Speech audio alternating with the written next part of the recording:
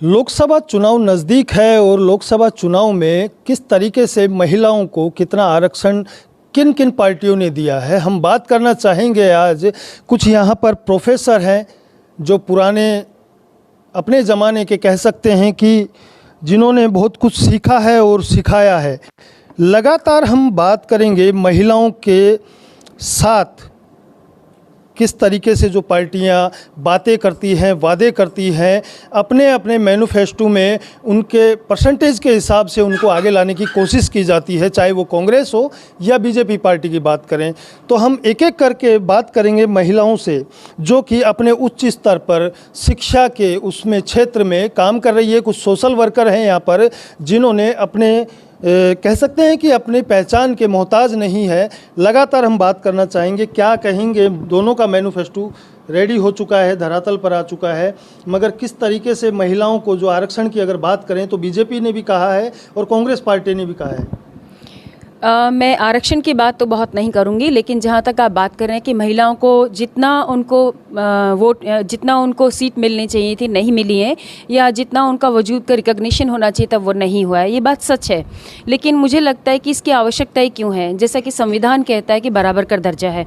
आप 14 से 18 तक के संविधान यदि पढ़ेंगे तो उसमें साफ लिखा है, कॉन्स्टिट्यूशन कहता है कि बराबर हक, इक्वलिटी। तो मैं यहाँ महिला पुरुष की बात क्यों करती हूँ? यदि मेरा मस्तिष्क इतना शार्प है, मेरे में लीडरशिप क्वालिटी है, मैं एक अच्छा नेता या स्त्रीलिंग लगा के बोलूँ नेती साबित हो सकती हूँ, तो मुझे क्यों नहीं टिकट मिलता है? क्यों नहीं मुझे ये अपॉर्चुनिटी मिलती है कि मैं मेरे क्षेत्र के लिए, क्षेत्र चाहे वो रीजनल हो, चाहे देश हो, चाहे मेरा स्टेट हो, मैं उसके लिए कार्य कर सकूँ? क्योंकि नेचर ने महिला को बहुत संवेदनशील बनाया है और मल्टीटास्किंग भी है। संवेदनशील इसलिए कि अगर मेरे घर में कोई 84 प्रॉब्लम हो रही है तो उसका सोल्यूशन महिला अलग दृष्टि से सोचती है, पुरुष अलग दृष्टि से। शायद पुरुष के सोचने का उतना दायरा नहीं, ये मेरा कहना नहीं, नेचर ने बनाया है। तो जब नेचर ही, प्रकृति ही महिला को इतना सशक्त बना रही है, इतने विविधताओं के साथ, इतने गहरे सोच के साथ बना के दे रही है, उसको पैदा ही ऐसा किया है, तो क्यों नहीं उसकी लीडरशिप क्वालिटी को भुना करके आगे ला करके देश की उन्नति में सहयोग दिया जाए, बजाय कि उसको पीछे लगा जाए।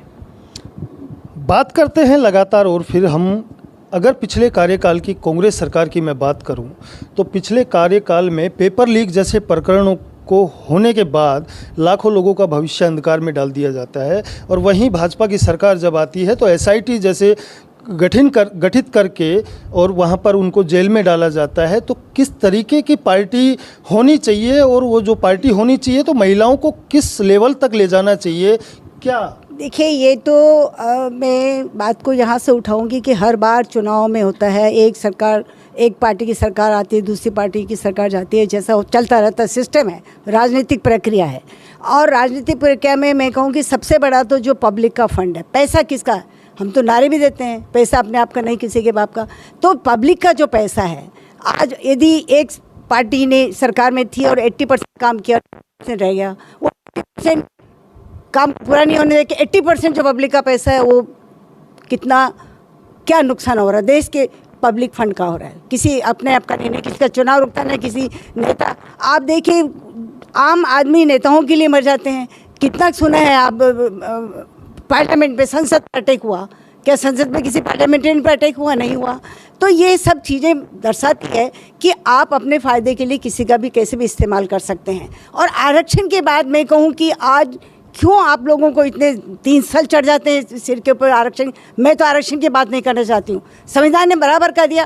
क्या पुरुष 50% आधे से ज़्यादा सीटें संसद और विधानसभा में लेके क्यों बैठे रहते हैं? क्यों आधे से ज़्यादा पुरुषों को टिकट मिलता है? ये सब पार्टियों को चिंतन करना पड़ेगा कि या तो आप संविधान की कसम मत खाओ शपथ लेते वक्त, और या संविधान की कसम खाते हो तो उसकी पालना करो। ये कथनी करने का अंतर ज़बरदस्त है जो हमारे देश को आगे नहीं बढ़ने देता है, महिलाओं को आगे नहीं बढ़ने देता है। बहुत ज़रूरी है कि आरक्षण के नाम पे भी बराबरी की बात कर रहे हैं आप, बराबरी की बात नहीं कर रहे। शिक्षा के क्षेत्र में आपने ना जाने कितने शिक्षकों को कितने ही आगे बढ़ाया और वो आज धरातल पर कोई पुलिस वाला हो सकता है, कोई डॉक्टर हो सकता है, कोई कहीं और जगह पे हो सकता है। तो आप महिला होने के नाते क्या कहेंगे? एक सरकार तो वादा कर रही है कि हम 500 रुपये में सिलेंडर देंगे, मगर दूसरी सरकार कह रही है कि हम महिलाओं की जो साथ अत्याचार हो रहा है, दुष्कर्म जैसे मामले हो रहे हैं, उन पर रोक लगाएंगे।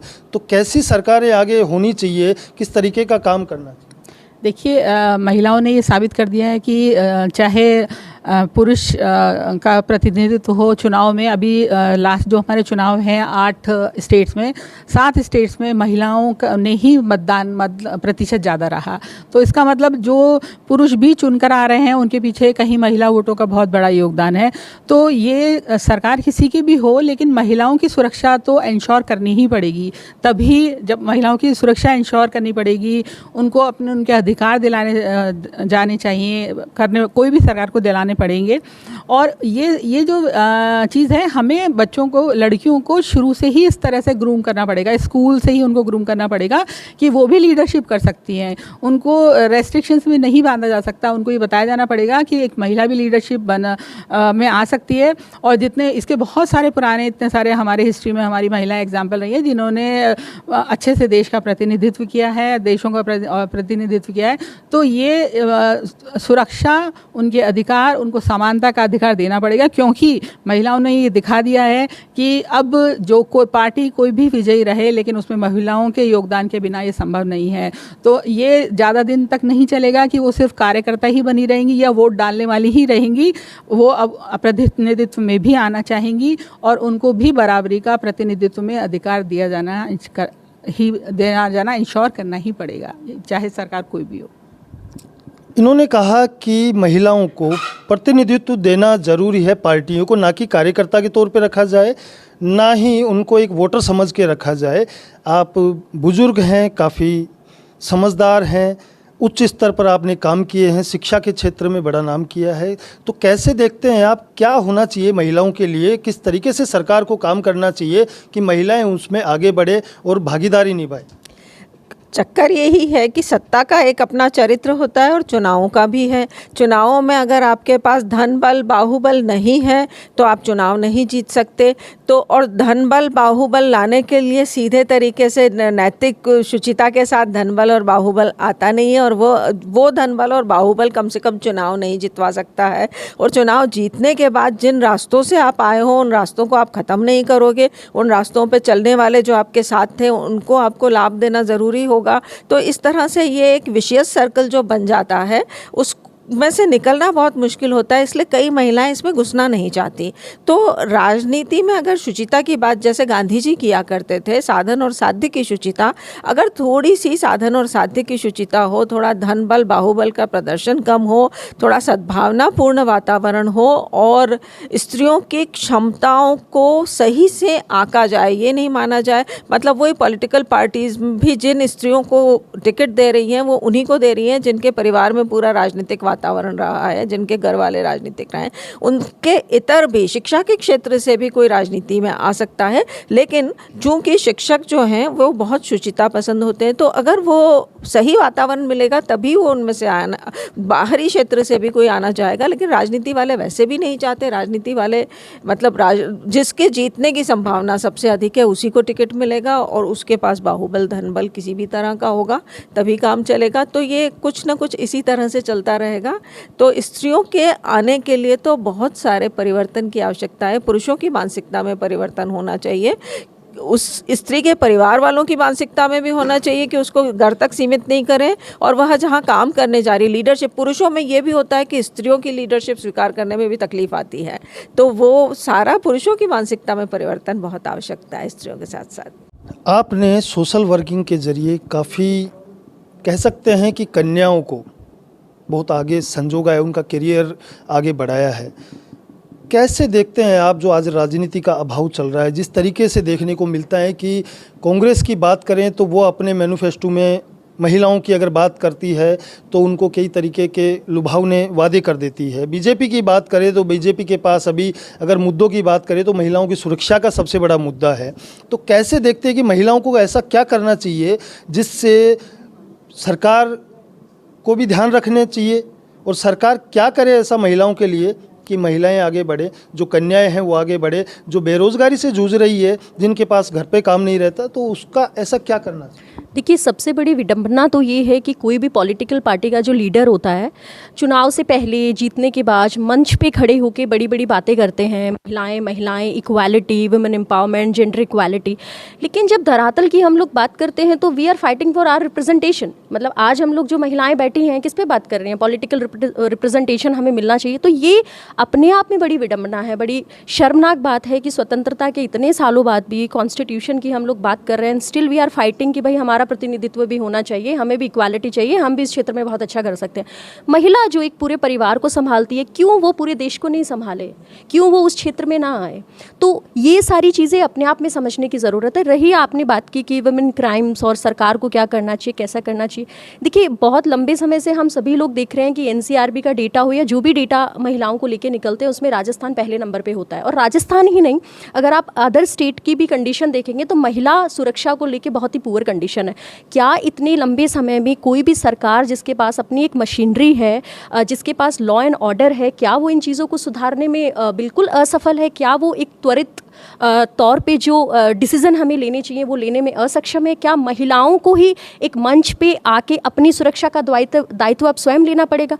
तो मुझे लगता है कि वो किसी भी लेवल पे हो, वो गवर्नमेंट के लेवल पे हो, सोसाइटी के लेवल पे हो, लॉ एंड ऑर्डर मेंटेन करने के लेवल पे होना चाहिए। क्योंकि आधी आबादी है, आज महिलाएं सशक्त हैं, आज हमें हमारा हक चाहिए, उसके लिए हमें हर बार लड़ना ना पड़े। क्योंकि ये बेहद शर्मनाक बात है कि हम अपने अस्तित्व के लिए लड़ रहे हैं।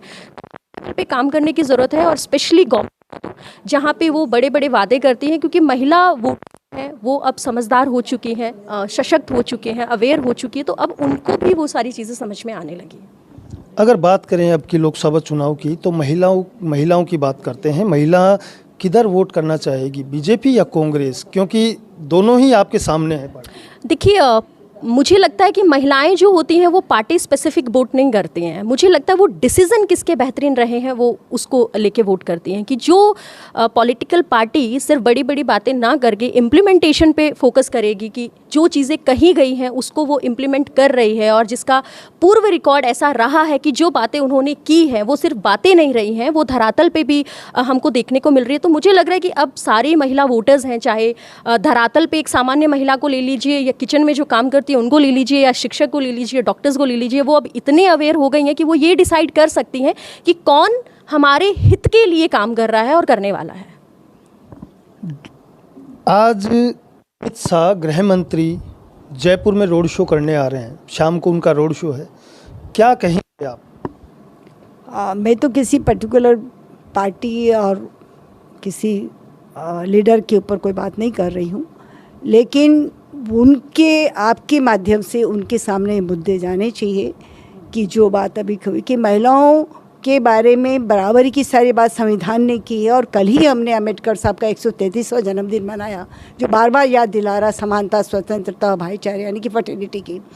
तो ये सब चीज़ें यानी कि संविधान हमारा यदि वजूद में है तो हम सबका वजूद है, और यदि संविधान को गड़बड़ किया तो हम सबका वजूद नहीं रहेगा। जो सस्टेनेबल डेवलपमेंट की बात पर हम हस्ताक्षर करने जा रहे हैं कि 2030 तक हमें मिशन 2030, तो मिशन 2030 का नारा क्या ऊपरी नारा रहेगा? यदि सचमुच में मिशन 2030 तक इंडिया को ले जाना है तो हर औरत, हर महिला, हर शख्स, चाहे वो किसी भी जाति बिरादरी का हो, किसी भी धर्मावली का धर्म को मानने वाला हो, शिक्षित हो, अशिक्षित, ग्रामीण हो, शहरी हो या कस्बे में रहने वाला हो, उन सब के ही हितों को ध्यान में रखते हुए, संविधान की दूरदर्शिता के साथ ध्यान में रखते हुए उन सबको अवसर मिलना चाहिए, ये मैसेज उन तक पहुंचना चाहिए।